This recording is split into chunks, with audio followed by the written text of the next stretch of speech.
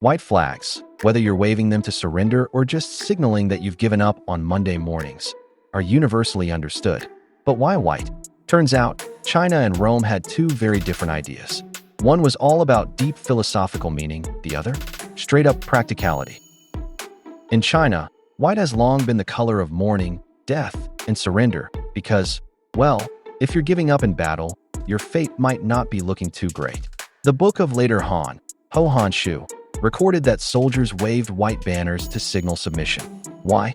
Because white symbolized the pale complexion of the dead.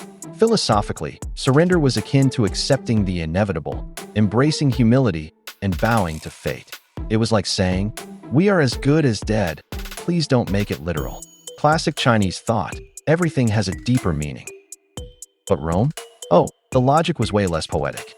Romans first tried holding up olive branches, a peace symbol, but not exactly battlefield-friendly. Where are you supposed to find one while dodging swords? Then they turned their shields and weapons upside down, which was great, if your enemies actually stopped swinging long enough to notice. Then some Roman commander probably went, "What if we waved something really obvious? Like super visible?" Boom.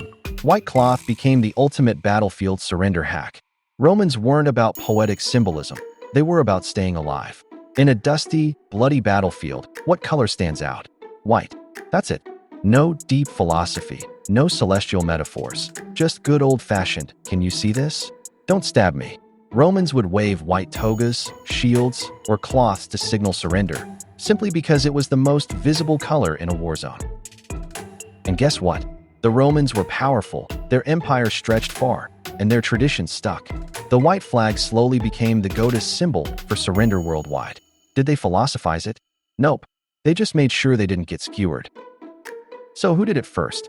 China used white flags first for surrender, Han Dynasty, 25 to 220 CE, with deep philosophical meaning. Rome adopted white flags later, possibly 2nd century CE, for one practical reason: visibility. The verdict? China, deep thinkers. Rome, clear thinkers. Both, alive thinkers. Either way, the message was the same: we surrender. Don't kill us.